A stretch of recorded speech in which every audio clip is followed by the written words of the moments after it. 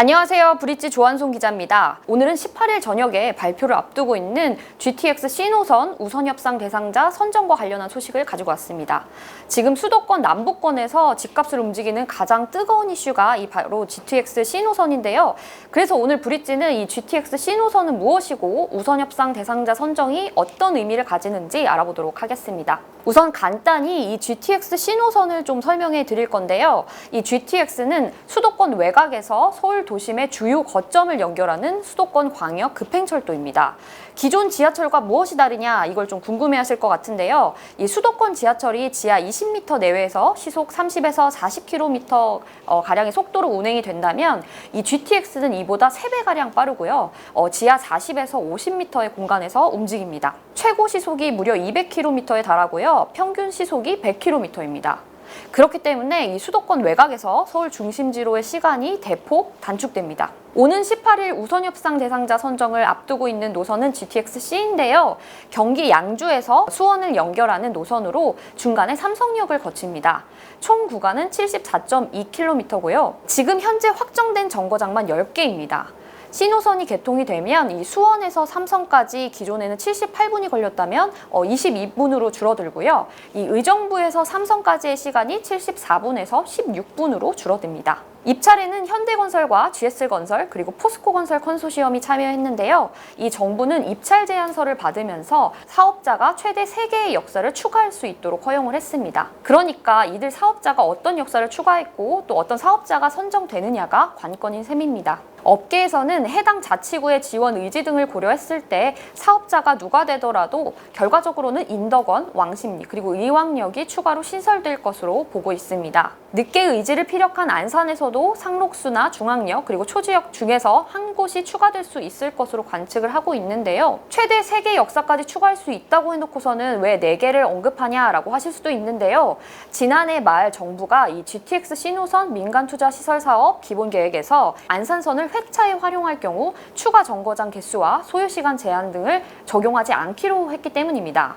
좀 쉽게 설명을 드리면 이 GTX 운행 횟수 등을 고려했을 때 추가 선로가 필요한 상황인데 이 금정역에서 갈라지는 안산선을 회차 노선으로 사용하게 되면서 나타난 결과입니다. 정부는 우선협상 대상자로 선정된 사업자와 협상과 실시 설계 등을 거쳐서 실시 협약을 체결하고 착공에 나설 계획입니다. 완공은 이르면 2026년에서 27년가량이 될 것으로 예상이 됩니다. 이미 집값은 이 기대감으로 들썩이고 있는데요. 가장 이 기대감이 높은 곳이 인덕원역입니다. 민간 사업자가 인덕원역을 추가했다는 소식이 전해지면서 인덕원역 인근 신축 아파트의 몸값이 치솟고 있는데요.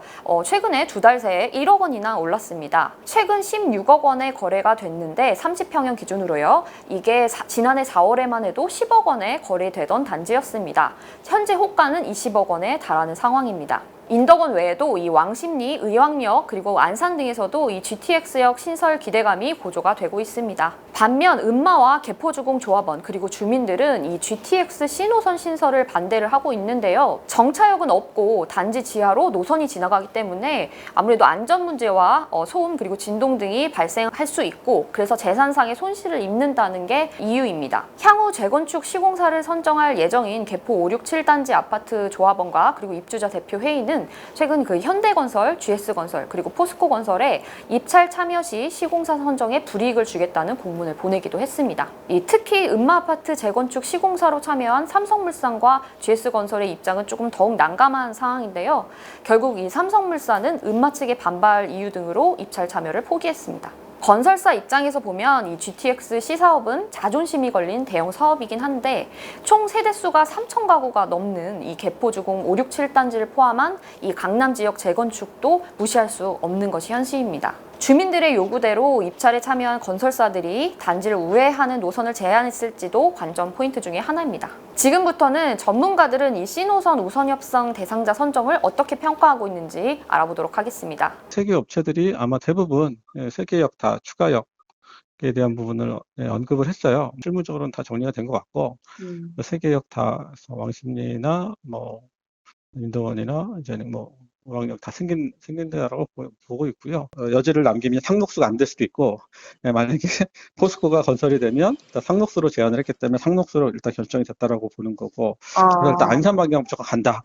저는 무조건 간다라고 보는 거고, 이미 우선 협상이 되면 90% 이상은 된 거라고 보거든요. 네. 거기서 정말 문제가 없는 된다라고 보는 거죠, 뭐. 그래서 이제 크게 세 그룹으로 저는 표현을 해요. 예비 타당성하고 기본 계획. 네. 예. 근데 그때 다른 시장이 동일하다라면 네. 부동산 가격이 제일 많이 오르거든요. 그 호재가.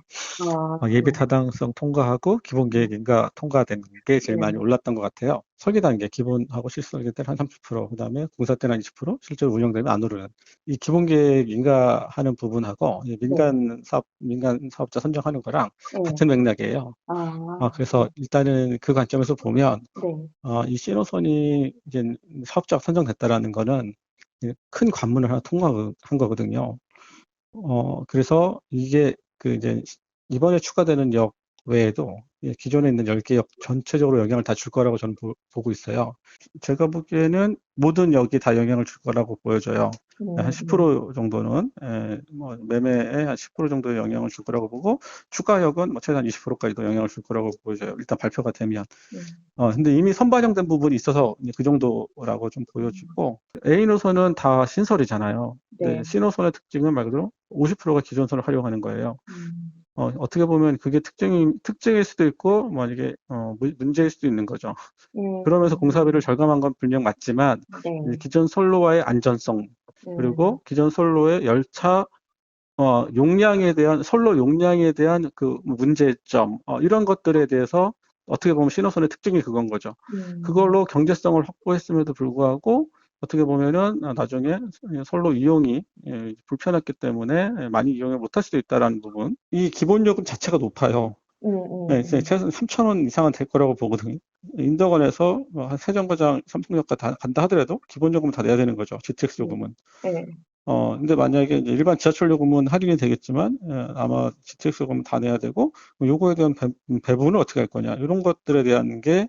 정리를 해보면 업계에서는 이번 우선협상 대상자 선정이 하나의 큰 관문을 통과했다는 점에서 일부 지역에서는 집값이 추가로 상승할 수 있다고 봅니다. 다만 이후 운임 요금과 관련해서는 논의가 좀 추가로 필요해 보이고요. 특히 이 신호선의 경우에는 대부분이 기본 철로를 활용하고 있기 때문에 이 사업성은 줄일 수가 있으나 노선 혼잡 등에 따른 안전 문제 등이 문제가 될 수 있다고 봅니다.